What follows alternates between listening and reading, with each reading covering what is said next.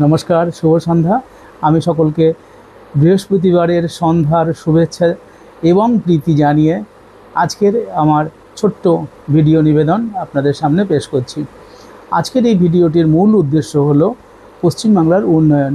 যখন দেখছি যে একটি সরকার যেটা দীর্ঘ ৩৪ বছর শাসন করেছে পশ্চিমবাংলায়, সেই ১৯৭৭ থেকে নিয়ে ২০১১ সাল পর্যন্ত, তারপরে আরেকটি সরকার আসলো ২০১১ সাল থেকে ২০২৬ সাল পর্যন্ত তারা শাসন করলো। তারপরে গত ৩ মাস হলো আরেকটি নতুন সরকার এসছে।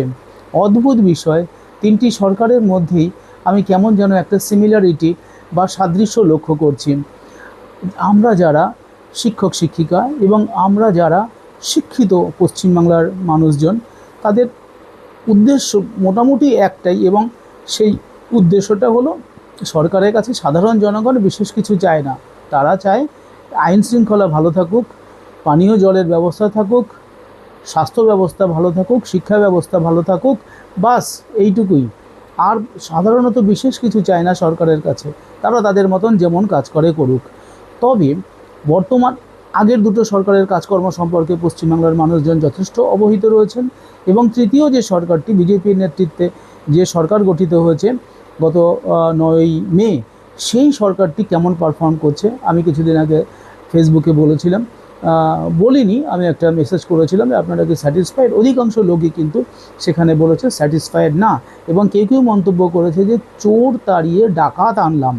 এইগুলি কিন্তু সাধারণ মানুষের যে কথা, এই কথাগুলি কিন্তু প্রকাশ করে যে বর্তমান সরকার এসছে, সেই সরকারের জনপ্রিয়তা এই ৩ মাসেই কিন্তু সেই পরিমাণে, যে পরিমাণে উৎসাহ উদ্দীপনা নিয়ে মানুষ ভোট দিয়েছিল, সেই উৎসাহে কিন্তু মানুষের ভাটা পড়েছে।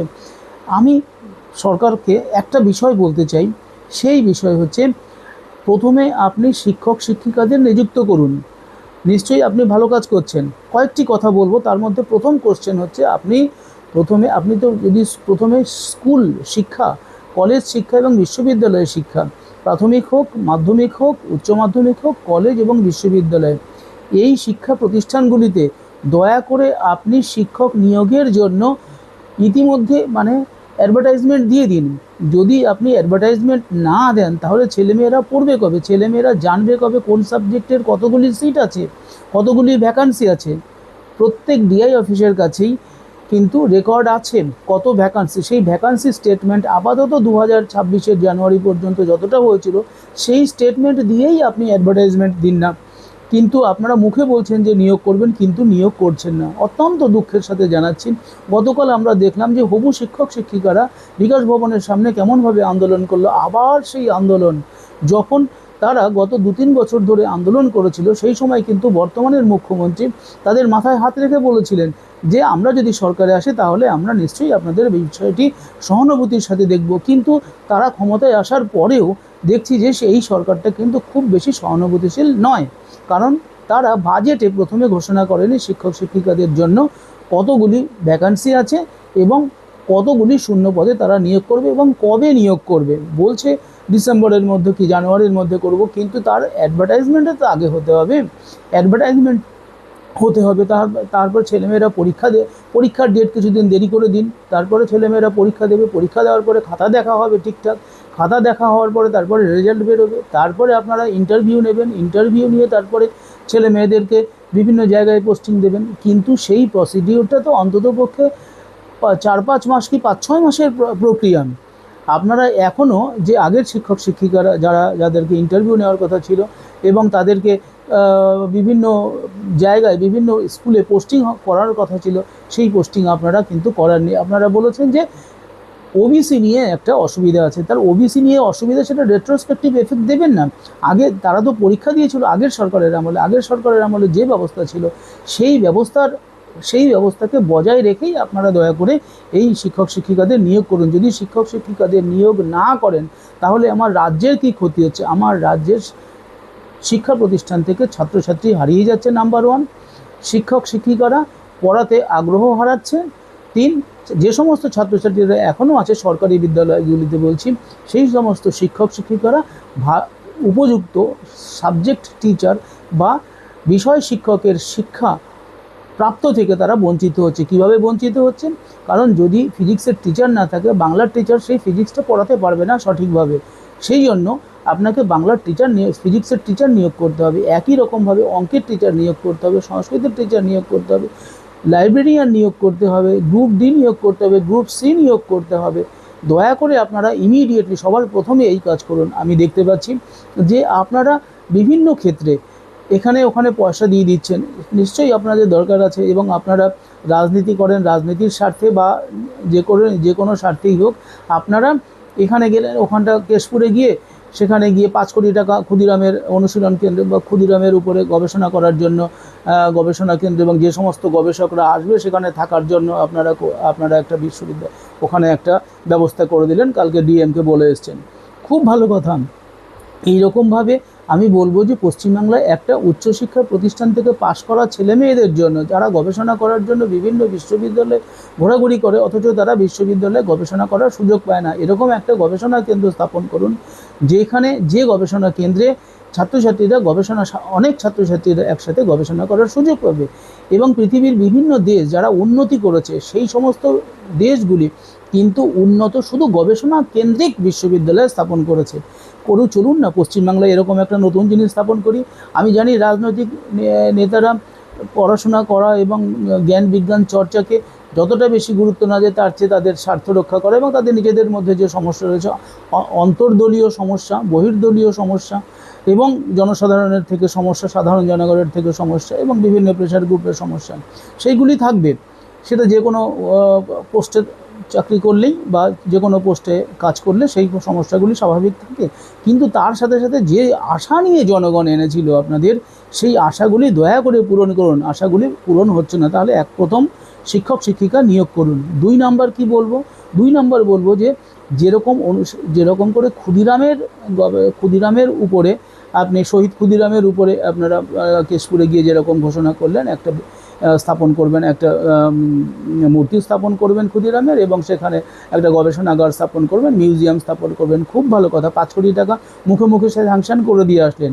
তেমনিভাবে আপনি পশ্চিমবাংলার ছাত্রছাত্রীদের জন্য, শিক্ষক শিক্ষিকা বা গবেষকদের জন্য একটা স্পেশাল গবেষণা কেন্দ্র স্থাপন করেন, যেটা কিন্তু বিশেষ গবেষণা কেন্দ্র স্থাপনের কথা বলা রয়েছে ন্যাশনাল এডুকেশন পলিসিতে। তাহলে সেরকম একটা গবেষণা কেন্দ্র স্থাপন করুন, যেখানে ছাত্রছাত্রীরা বা যেসব বিশ্ববিদ্যালয়ে পাশ করা ছাত্রছাত্রীরা তারা যাতে গবেষণা করতে পারে এবং সেখানে বয়স্কদের জন্য আপনারা গবেষণা করার ব্যবস্থা করুন এবং সেটা যথার্থ ফান্ড দিন এবং তাদেরকে পয়সার দেওয়ার ব্যবস্থা করে। মনে রাখবেন, যদি আপনি ইনভেস্টমেন্ট করেন এডুকেশনের পেছনে, সেই ছেলেমেয়েরা বা সেই লোকেরা যে ফিডব্যাকটা দেবে বা যে রিটার্নটা দেবে রাজ্যের বা দেশের জন্য, সেইটা কিন্তু রাজনীতিতে যদি 200 টাকা 300 টাকা 1000 টাকা 1000 2000 3000 টাকা অন্নপূর্ণার ভাণ্ডার দিতে পারবে না, মনে রাখবেন। এটা 2 নাম্বার। 3 নাম্বার আমি বলবো যে আপনারা বলেছিলেন যে 45 দিনের মধ্যে ডিএ ঘোষণা করে দেবেন, ডিএ প্রদান করবেন। এখনও কিন্তু ডিএ প্রদান করার আপনারা পে কমিশন ঘোষণা করেছেন, কিন্তু ডিএ বলেছেন জানুয়ারি মাসের মধ্যে দেওয়া হবে, কিন্তু সেই ডিএটা দেননি এখনও। ডিএটা আপনারা ডিএর কথা সরকারি যারা গ্র্যান্ট ইন এইডের আমাদের মতন শিক্ষক শিক্ষিকা, তারপরে মিউনিসিপ্যালিটি পঞ্চায়েত, এই সমস্ত স্বায়ত্তশাসিত বা স্বায়ত্তশাসিত না, গভর্নমেন্ট এইডেড, গ্র্যান্ট ইন এডের আন্ডারে যারা, তাদেরকে কিন্তু আপনারা ডিএটা দেননি। কাদের দিচ্ছেন? সরকারি কর্মচারীদের। তার মানে কি? তার মানে আগের সরকার, মমতা ব্যানার্জির সরকার যেভাবে শিক্ষক শিক্ষিকাদের বঞ্চিত করে এসেছিল, এই সরকারও একইভাবে বঞ্চনা করছে। যদিও মুখে বলছে যে ঠিক আছে, আমরা সহানুভূতি সম্পন্ন শিক্ষক শিক্ষিকাদের প্রতি, কিন্তু দেখুন শিক্ষক শিক্ষিকাদের প্রতি সহানুভূতি সম্পন্ন বললেও তাদের ডিএটা কিন্তু দেওয়া হচ্ছে না। অদ্ভুত ব্যাপার। সেই নিয়ে মুখ্যমন্ত্রীর বা অর্থমন্ত্রীর কোনো ঘোষণা বা কোনো বিজ্ঞপ্তি আজ পর্যন্ত সেইভাবে স্পষ্টভাবে দেখা যায়নি। বিশেষ করে লিখিত তো কোনো সার্কুলার সেটা এখনও বেরোয়নি। তাহলে মাননীয় মুখ্যমন্ত্রী এবং মাননীয় অর্থমন্ত্রী, আপনারা কি শিক্ষক শিক্ষিকাদের দেবেন না ডিএ? আপনারা কি ইন্দু মালহোত্রা কমিশন যেরকম বলেছে যে সে সরকারি কর্মচারীদের, তো সরকারি কর্মচারীদেরই দেবেন? আগেকার মুখ্যমন্ত্রী মমতা ব্যানার্জি শিক্ষক শিক্ষিকাদের না দেওয়ার জন্য কি করে চালাকি করে শিক্ষকদের বঞ্চিত, শিক্ষক শিক্ষিকাদের বঞ্চিত করে রেখেছিল, শিক্ষক শিক্ষিকা শিক্ষাকর্মীদের বঞ্চিত করে রেখেছিল। আপনার সরকারও কি এরকম বঞ্চিত করবে? যদি আপনারা বঞ্চিত করেন জনগণকে, মনে রাখবেন জনগণও আপনাদের বঞ্চিত করে দেবে। তারা কি করে? তারা হতে পারে সাধারণ জনগণ, সাধারণ কিছু করতে পারে না, কিন্তু তাদের রাইট টু ফ্র্যাঞ্চাইজ আছে, ভোটাধিকার আছে, তারা ভোট বাক্সে কিন্তু আপনাদের ঠিক বুঝিয়ে দেবে যে আপনারা আপনাদের চালাকিটা তারা যোগ্য জবাব দিয়ে দেবে, মনে রাখবেন, ঠিক আছে। 4 নম্বরে আমি বলবো যে আপনারা সরকারে আসার পরে থেকে কেন স্বাস্থ্যকেন্দ্রে, আপনারা অনেক দিন পরে স্বাস্থ্যকেন্দ্রে নির্মল ঘোষকে আজকে গ্রেপ্তার করা হলো উড়িষ্যা থেকে, খুব ভালো কথা। কিন্তু শুধু ছাত্রছাত্রী যে সমস্ত সেই শুধু নির্মল ঘোষকে এমএলএকে গ্রেপ্তার করলে হয়ে যাবে, বা তার পুত্রকে গ্রেপ্তার করলে হয়ে যাবে, বা কাউন্সিলরকে গ্রেপ্তার করলে হয়ে যাবে? অদ্ভুত ব্যাপার। নির্মল ঘোষ কিন্তু একা একা করতে পারে না, বা সে স্বতঃপ্রণোদিতভাবে করতে পারে না। সাধারণ জনগণ বলছে যে যদি তদানীন্তন মুখ্যমন্ত্রীর আদেশ না থাকতো, কারণ মুখ্যমন্ত্রী সেই সময় আরজি করের কেসে সেই দিনকে ঘটনার দিনকে রাত 2-3টে অবধি জেগেছিলেন, তাহলে রাত 2-3টে অবধি জেগে তিনি কার সাথে কথা বলছিলেন? কার নির্দেশে নির্মল ঘোষ অত দ্রুতভাবে শ্মশানে গিয়ে শ্মশানের বাড়ির লোকেদের অনুমতি ছাড়াই বা কথা না বলেই, তাদের পারমিশন ছাড়াই সে রেজিস্টার খাতায় সই করলো, এবং সংশ্লিষ্ট কাউন্সিলর তাদের মাফ করে দিল, ওখানটা চুল্লির খরচ, ইলেকট্রিক চুল্লির খরচ মাফ করে দিল, এবং ভিআইপি দেহ আসছে বলে যে মিথ্যা প্রচার করলো। তো এই সমস্ত বিষয়গুলি যে হয়েছিল, তার জন্য কি করা দরকার? জনগণ বলছে যে প্রাক্তন মুখ্যমন্ত্রীকে জিজ্ঞাসা করা দরকার। প্রাক্তন মুখ্যমন্ত্রীকে যদি জিজ্ঞাসা করা হয় তাহলে বেরিয়ে যাবে কি হয়েছিল। নাম্বার 2 বলছে যে সমস্ত ছাত্রদের সাথে রাত্রিবেলা ডিনার করছিল, সেই সমস্ত ছাত্রদের কিন্তু অবশ্যই জিজ্ঞাসা করতে হবে এবং জেরা করতে হবে, তাহলেই বেরিয়ে যাবে। এবং অন্যান্য যে সমস্ত ওর বন্ধুবান্ধব ছিল, এবং যে সমস্ত ভিডিও বাজারে প্রচলিত আছে, সেই সমস্ত ভিডিওগুলি যদি আপনারা দেখেন, এবং সন্দীপ ঘোষ তখন সুপারকে যদি ভালো করে জেরা করা হয়, তাহলে নিশ্চয়ই বেরিয়ে আসবে যে কারা কারা ইনভলভ ছিল এবং কি কারণে ঘটনাগুলি ঘটেছিল। আপনাদের আমি আশা করব যে অভয়ের মা কিছুটা স্বস্তি পেলেও সম্পূর্ণ স্বস্তি পায়নি, কারণ আসল দোষী একজন দোষী নয়। এটা প্রমাণিত সত্য যে 100 গ্রাম বীর্য যেখান থেকে পাওয়া যায়, সেখানে একটি মাত্র বা একজন সঞ্জয় যে ছেলেটি ধরা পড়েছে, সে তার কাজ হতে পারে না।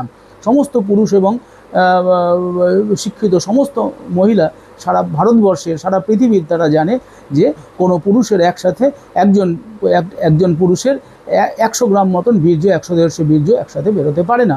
তাহলে এইটা কেন আপনারা দেখছেন না? কেন আপনারা তদন্ত করছেন? আশা করি তদন্ত হবে এবং সেই বিচারটা জনগণ পাবে। নেক্সট আরেকটা গুরুত্বপূর্ণ পয়েন্ট 4 নম্বরে বলবো যে সমস্ত করাপ্টেড লোকেরা আপনাদের দলের লোকজনদের মেরেছে, গালাগালি দিয়েছে, ঘরছাড়া করেছে, তাদের সাথে আপনারা যখন একসাথে মিশছেন, কথা বলছেন, গল্প করছেন, মিটিং করছেন, চা খাচ্ছেন, সেইটা জনগণ ভালো চোখে দেখছে না। আপনারা যদি তাহলে চোরদের সাথেই যদি আপনারা সহবাস করবেন, তাহলে আপনাদের জনগণ ভোট দিয়ে আনলো কেন? এটা জনগণের সাথে সরাসরি আপনারা বিশ্বাসঘাতকতা করছেন। কারা করছেন? দুজনাই করছেন, সরকার এবং ঋতব্রতপন্থী বিরোধী দল, যারা মমতা ব্যানার্জির ছত্রছায়ায় থেকে, তার আন্ডারে থেকে, তার রাজনীতি করে, তৃণমূলের ঝান্ডা নিয়ে যারা এতদিন রাজনীতি করেছে, যারা এতদিন পয়সা তুলেছে, যারা এতদিন টাকা তুলেছে, কালীঘাটে পাঠিয়েছে, সেই সমস্ত লোকরা আজকে তাদের স্বার্থ আর এখানে মমতা ব্যানার্জির সাথে পূরণ হবে না বলে তারা শুভেন্দু অধিকারীর দলে বা দলে যাওয়ার জন্য সরাসরি না নিলেও তারা ঋতব্রতর দলে গিয়ে একটা সফট বিরোধী দল তৈরি করলো। শুভেন্দু অধিকারী যখন বিরোধী দলে ছিল, তখন আপনারা খুব কমই পাবেন, ভিডিও পাবেন বা ওনার বক্তব্য পাবেন যেখানে ঋতব্রত ব্যানার্জির মতন এত মৃদু স্বরে কথা বলছে সরকারের প্রতি, ঠিক আছে? তাহলে এটা স্পষ্ট ইঙ্গিত করে পশ্চিমবাংলার শিক্ষিত জনগণ, ভদ্র জনগণ, তারা বুঝতে পারছে যে এইটা ঠিক হচ্ছে না। নেক্সট, তাহলে আপনারা নিশ্চয়ই সেই অনুযায়ী ব্যবস্থা করবেন। তারপরে আমি বলবো যে আপনারা যেভাবে পরোক্ষভাবে তোলাবাজিতে এবং এনক্রচমেন্টে যেভাবে এনক্রোচমেন্ট বলবো না, আপাতত তোলাবাজিরই আসছে, অভিযোগ আসছে, যেভাবে অভিযোগগুলি আসছে সেই অভিযোগগুলি আপনারা যদি এখনও সমাধান না করেন তাহলে কিন্তু আগামী দিনে বেড়ে চলবে এবং তৃণমূলকেও ছাড়িয়ে যেতে পারে। কারণ তৃণমূলের লোকেরা প্রথমে তোলাবাজ ছিল না, এবং তোলাবাজ হয় তখন যখন দল বা সরকার ঢিলেঢালা হয়, এবং দল বা সরকার যখন সেটা চায় তখনই কিন্তু সেটা হয়। আপনারা যদি চান যে আপনাদের দলের ক্যাডাররা বা বিজেপি দলের নেতা নেত্রীরা তারা পয়সা তুলে জীবিকা নির্বাহ করবে, এবং মমতা ব্যানার্জি যে পদ্ধতিতে সাধারণ ছেলে মেয়েদের চাকরি না দিয়ে তাদেরকে রাজনৈতিক কাজে ব্যবহার করার জন্য উস্কে দিয়ে তাদের দিয়ে তোলাবাজি করিয়েছে এবং তাদের উপরে মাথায় হাত রেখেছে, আপনারাও যদি এরকম কাজ করেন তাহলে পশ্চিমবাংলার বাসী শুধু হতাশ হবে না, অত্যন্ত দুঃখ পাবে এবং অত্যন্ত বেদনাগ্রস্ত হবে। সেই জন্য অনুরোধ করব যে তোলাবাজি হচ্ছে সেটা দল শাস্তি দেবে না, পুলিশ শাস্তি দেবে। আপনারা বলেছিলেন পুলিশকে অভিযোগ করতে, যাদের কাছ থেকে তোলাবাজি করা হচ্ছে তাদেরকে বলুন পুলিশের কাছে অভিযোগ করতে। সোমবারে এসে মুখ্যমন্ত্রীর সভায় না বললেও হবে, সেটা পুলিশকে কোনো অভিযোগ থাকলে পুলিশের কাছে বলুক, এবং থানায় যারা পুলিশের ইন্সপেক্টর আছে তারা দেখবে থানায় কী কী অভিযোগ আসলো, সেই অনুযায়ী ব্যবস্থা নেবে এবং তার পারফরমেন্স অ্যাপ্রাইজ করবে। তার ডে টু ডে পুলিশ ইন্সপেক্টররা ডে টু ডে তারা নিজেদের সেলফ অ্যাপ্রাইজ করবে, আজকে এতগুলি এফআইআর হয়েছে বা এতগুলি কেস এসেছিলো, এই সমস্যার সমাধান হয়েছে। On the basis of their performance এবং তাদের সেলফ অ্যাপ্রাইজালের ভিত্তিতে, তাদের পারফরমেন্সের ভিত্তিতে তাদের প্রমোশন এবং ইনক্রিমেন্ট হবে। এই রকম হওয়ার দরকার। শিক্ষাক্ষেত্রেও ঠিক তেমনি শিক্ষক শিক্ষিকারা পড়াচ্ছেন না, চুপচাপ বিবেকানন্দ হয়ে ক্লাসে 40 মিনিট বসে থাকছেন, তাদের ক্ষেত্রেও একই রূপ ব্যবস্থা আনতে পারে। নেক্সট আমি বলবো যে স্কুলগুলি কিন্তু চলছে এখন কার দ্বারা, ম্যানেজিং কমিটি নেই, এখন রয়েছে এসআই হচ্ছে অ্যাডমিনিস্ট্রেটর হয়েছেন মেইনলি। তো এসআই সাহেবের অধীনে এক একটা এসআইয়ের অধীনে 10, 15টা, 20টা করে স্কুল, তাহলে তার পক্ষে সম্ভব নিজের কাজ ছেড়ে প্রাইমারি স্কুল হাই স্কুল দেখা, দুটো একসাথে দেখা, সমস্ত কিছু দেখা সম্ভব নয়। সেই জন্যে আমি বারবার বলছি যে আপনারা কি করুন, আপনারা প্রধান শিক্ষক শিক্ষিকাদের উপরে অ্যাডমিনিস্ট্রেটিভ দায়িত্ব দিন, তাদেরকে অ্যাডমিনিস্ট্রেশনে নিয়ে আসুন, প্রয়োজনে ওরিয়েন্টেশন ট্রেনিং দেওয়ান, দিয়ে তাদেরকে অ্যাডমিনিস্ট্রেশনে নিয়ে আসুন, তাদের ডিফেক্টো অ্যাডমিনিস্ট্রেটর। তাহলে কি হবে, তাহলে শিক্ষক শিক্ষিকারা অনেকটা চাপে থাকবে এবং পড়াশোনার মান উন্নয়ন হবে এবং ছাত্ররাও টিকে থাকবে। ঠিক আছে, তাদের পারফরমেন্সের ভিত্তিতে আপনারা প্রমোশন এবং ইনক্রিমেন্ট দিতে পারেন। ইনক্রিমেন্টে বা নর্মাল ডিএ যেটা ইনক্রিমেন্ট হচ্ছে সেটা হোক, বা ডিএ যেটা হচ্ছে হোক, কিন্তু প্রমোশনের ক্ষেত্রে তাদের আপনারা সেটা ওই পারফরমেন্সের ভিত্তিতে করুন। সব জায়গাতেই এজ নয়, সিনিয়রিটি নয়, পারফরমেন্সের ভিত্তিতে আপনারা প্রমোশন দেওয়ার ব্যবস্থা করুন। ঠিক আছে, স্বাস্থ্যক্ষেত্রে বলবো, স্বাস্থ্যক্ষেত্রে যেখানটা দুর্নীতি দেখা যাচ্ছে সেই দুর্নীতি শারদত্ত বাবু অনেকটা ভালো কাজ করছেন, কিন্তু আরেকটু হয়ে নতুন বিল্ডিং, নতুন গবেষণা এইগুলি করতে হবে।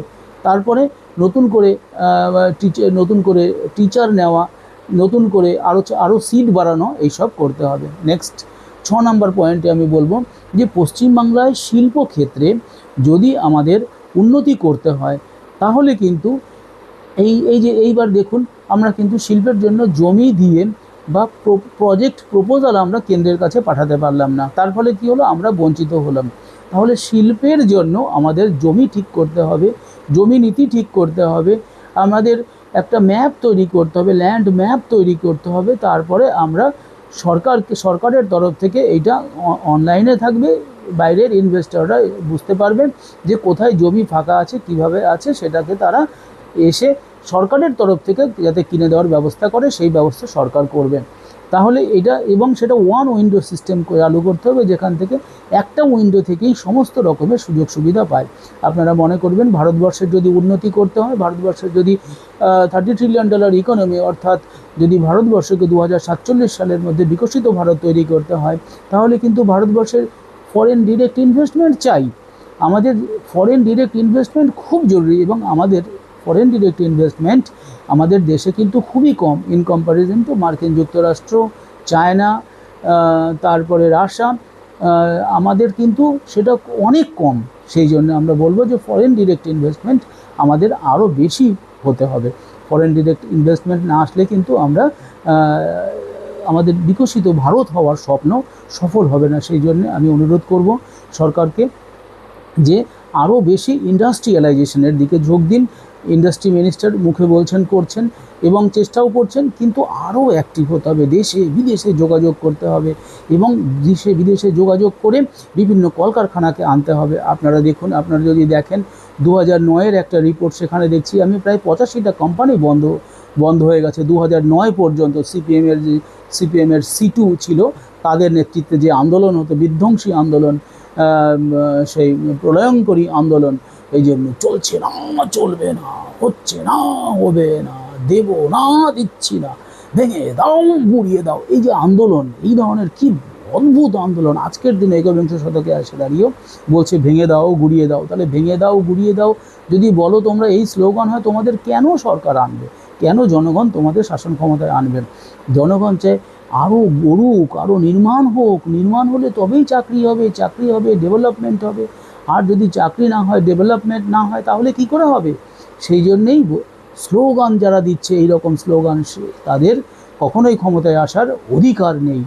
তাহলে তারা কী রকম নষ্ট করেছে আপনারা দেখুন। আমি যদি ভালো করে দেখি, বেঙ্গল ল্যাম্প ফ্যাক্টরি, এটা 1989 সালে কিন্তু ক্লোজ হয়ে গেছে সিপিএমের সময়। আপনারা দেখুন, অন্নপূর্ণা গ্লাস ফ্যাক্টরি যাদবপুরে বন্ধ হয়ে গেছে। তারপরে সুলেখা কালি ছিল আমাদের এখানটা, সেটাও 1989 সালে বন্ধ হয়ে গেছে। উষা ফ্যাক্টরি ছিল, ওটা প্রিন্স আনোয়ার সাথে ছিল, সেটাও কিন্তু এখানটা মানে বন্ধ হয়ে গেছে। আপনারা দেখুন, ন্যাশনাল ইনস্ট্রুমেন্ট, সেটা যাদবপুরে ছিল, বন্ধ হয়ে গেছে। জেসপের ফ্যাক্টরি বন্ধ হয়ে গেছে, কাকিনাড়া পেপার মিল বন্ধ, হরিণঘাটার ডেয়ারি বন্ধ, তারপরে ঢাকেশ্বরী কটন মিল বন্ধ, ঠিক আছে, আসানসোল গ্লাস ফ্যাক্টরি বন্ধ, এইরকম কত, ডানলপ টায়ার ফ্যাক্টরি বন্ধ, বেনি ইঞ্জিনিয়ারিং বন্ধ, মোহিনী মিলস বন্ধ। তারপরে আপনারা দেখুন তো, কত রকমের সমস্যা, কত রকমের কোম্পানি, বিটি রোডের ওয়্যার কোম্পানি, সেটা ম্যানুফ্যাকচারিং কোম্পানি, সেটা বন্ধ। থার্মাল পাওয়ার স্টেশন শ্যামনগর, সেটা বন্ধ। এত কোম্পানি বন্ধ হয়ে গেছে।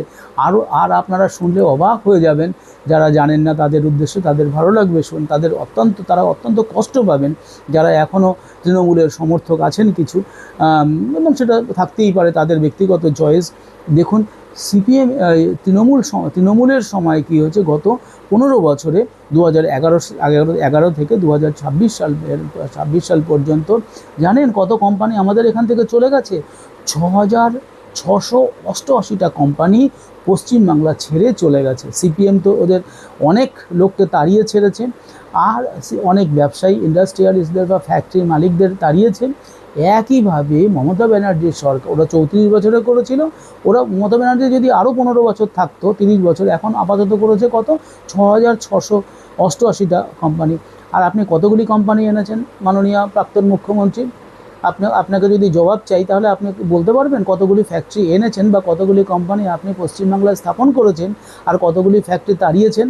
তাড়ানোর কারণও তৃণমূলের লোকেদের তোলাবাজি, মেইনলি শ্রমিকদের অসন্তোষ, বিদ্যুতের অপরিহার্যতা, মানে অপ্রাপ্যতা, বা আপনার ঘন ঘন লোডশেডিং, রাস্তা ইনফ্রাস্ট্রাকচারের অভাব, কাঁচামালের অভাব, এই সমস্ত। তো মেইনলি হচ্ছে করাপশান এবং তোলাবাজি একটা সবচেয়ে বড় দুটো কারণ, যার ফলে কিন্তু এতগুলি কোম্পানি ছেড়ে চলে গেছে। তাহলে আপনারা বলুন তো, এবং আমাদের এখানে লিমিটেড ফার্ম, আমাদের এখানে যদি পশ্চিমবঙ্গ থেকে যদি 6,688টা কোম্পানি বা ফ্যাক্টরি চলে যায়, এই সময়ের মধ্যে কি হয়েছে? এই সময়ের মধ্যে আপনারা জানলে খুশি হবেন যে মহারাষ্ট্র 1,308টা কোম্পানি সেখানে নতুন করে এসছে, দিল্লি পেয়েছে 1,297টা কোম্পানি একই সময়ে, উত্তরপ্রদেশ পেয়েছিল 879টা কোম্পানি, আর ছত্তিশগড় এবং গুজরাট তারা 511টা এবং 423টা কোম্পানি তাদের ওখানে নতুন করে কলকারখানা স্থাপন করেছে বা ফ্যাক্টরি স্থাপন করেছে। বলুন তো, তাহলে সেই সমস্ত দেশ, সেই সমস্ত রাজ্য উন্নতি করবে, আর আমাদের ছেলেমেয়েরা, আমাদের রাজ্যটা পিছিয়ে থাকবে কেন? তাহলে আমরা এই সমস্ত রাজনৈতিক নেতাদের সম্মান করব, কেন তাদেরকে আমরা সাপোর্ট করব, কেন তাদেরকে ভোট দেব? এই সমস্ত ট্র্যাডিশনাল রাজনীতিকরা আমাদের রাজ্যটাকে কতটা ক্ষতি করলো। হোয়ারাস দেখুন, অভিষেক ব্যানার্জি পার্সোনাল হেলিকপ্টারে করে ঘুরে বেড়াচ্ছে। তারপরে ওদের দলের তৃণমূল কংগ্রেসের দলের কত টাকা তাদের ব্যাংক ব্যালেন্স রয়েছে? 1200 কোটি টাকা মতন। ভাবতে পারেন আপনারা তাহলে এত কোটি টাকা যদি তার ব্যাংক ব্যালেন্স হয়, তাহলে তারা কত ধনী দল এবং তারা কত টাকা মেরেছে। এবার আমরা একবার শুনলাম কেষ্টমণ্ডল বলছিল, বীরভূমের কেষ্টমণ্ডল, সে বলছিল যে তা প্রতিদিন নাকি 80 না কত কোটি টাকা করে পাঠাতে হতো ক্যামাক স্ট্রিটে। ভাবতে পারেন? তাহলে এত কোটি টাকার মালিক পশ্চিম ভারতবর্ষে খুব কম রাজনৈতিক নেতা আছে যারা পার্সোনাল হেলিকপ্টারে করে যায়। তা ভাইপোর এত অভিযোগ থাকা সত্ত্বেও সুপ্রিম কোর্ট তাকে অনুমতি দিয়ে দিল বাইরে গিয়ে চিকিৎসা করানোর। তার চিকিৎসা করানোর অধিকার আছে, নিশ্চয়ই সেই কারণেই দিয়েছে।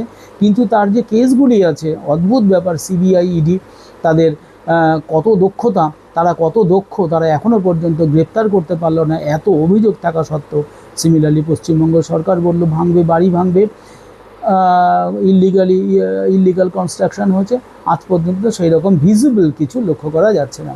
তাহলে জনগণ প্রশ্ন তোলা শুরু করেছে, এদের দুই দলের মধ্যেই কি তাহলে গটা পাচ্ছে কেন্দ্রীয় স্তরে বা উচ্চ স্তরে নাকি রাজ্য স্তরে?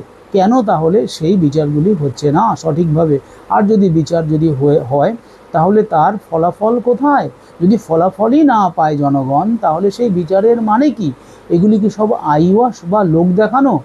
দয়া করে এই সমস্ত কিছু বন্ধ করুন এবং পশ্চিমবাংলার ছেলে মেয়েদের, ছাত্রছাত্রীদের উন্নয়নের জন্য, পশ্চিমবাংলার সাধারণ জনগণের উন্নয়নের জন্য সেখানে আপনারা দয়া করে নজর দিন। সর্বশেষে বলবো যে সাস্টেইনেবল ডেভেলপমেন্ট বা আমার বিকশিত ভারত তৈরি করতে গেলে কিন্তু একটা পার্টিকুলার সেকশন বা একটা পার্টিকুলার কমিউনিটিকে দিয়ে হবে না। আপনারা যদি ভাবেন যে কেবলমাত্র হিন্দুদের দিয়ে উন্নয়ন করবেন, সেই উন্নয়নটা কি কখনোই সাস্টেনেবল বা ইনক্লুসিভ গ্রোথ হবে না। যদি ইনক্লুসিভ গ্রোথ করতে হয় তাহলে কিন্তু হিন্দু, মুসলমান, খ্রিস্টান, বৌদ্ধ, জৈন সকলকেই আপনাকে সঙ্গে নিয়ে চলতে হবে। রাজ্যের মুখ্যমন্ত্রী হিসেবে কখনোই বায়াসড হলে চলে না। আগের মুখ্যমন্ত্রী মমতা ব্যানার্জি বায়াস ছিলেন কাদের প্রতি? তিনি বায়াস ছিলেন মুসলমান সম্প্রদায়ের প্রতি, বিশেষ করে খুবই বেশি ছিলেন। তাদের হেলমেট না পরলেও রাস্তায় ছাড়, যাই হোক আইনকানুন ব্রেক করলেও তাদেরকে ছাড়িয়ে আনার ব্যবস্থা করতেন, বা ছোটো ছোটো ছেলে মেয়েদের ঘটনা বলতেন, নানান কথা বলেছেন। তিনি বলেছেন, সেটা তার শাস্তি তিনি পেয়েছেন। এবার এই সরকারকে অনুরোধ করব, দয়া করে এইটা করবেন না, দয়া করে এটা করবেন না। মনে রাখবেন এখানে কিন্তু বা ভারতবর্ষে, সেই ভারতবর্ষে চিরকালই হিন্দু, মুসলমান, খ্রিস্টান, বৌদ্ধ সবাই একসাথে কাঁধে কাঁধ মিলিয়ে থেকে এসছে। তারা একসাথে যেমন আনন্দ অনুষ্ঠান করেছে, সার্বিক সেটা দুর্গাপুজো দেখেছে, তারা একই সাথে খ্রিস্টিয়ানদের যে 25শে ডিসেম্বরে তাও পালন করেছে, এবং একই সাথে তারা শ্রাদ্ধ বাড়িতেও গেছে, আবার একই সাথে তারা ঈদও উদযাপন করেছে।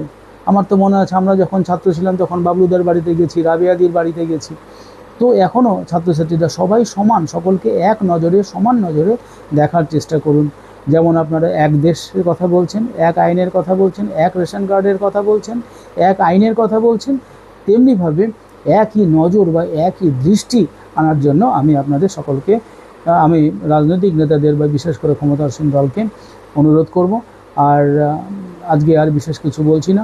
আশা করি যে অনুরোধগুলি করলাম সেই অনুরোধগুলি আপনি দয়া করে রাখবেন, যাতে করে আমাদের জনগণের কল্যাণ হয়, পশ্চিমবঙ্গবাসীর কল্যাণ হয়। তাহলে জনগণ আপনাকে দুহাত তুলে আশীর্বাদ করবেন। আশা করি আপনি সেই আশীর্বাদগুলি নেবেন এবং নিজে যোগ্যতা অর্জন করবেন সেই আশীর্বাদ, মানুষের আশীর্বাদ নেওয়ার জন্য। এই কটি কথা বলে আমি আমার বক্তব্য, আমার ভিডিওটি এখানে শেষ করছি। Thank you very much.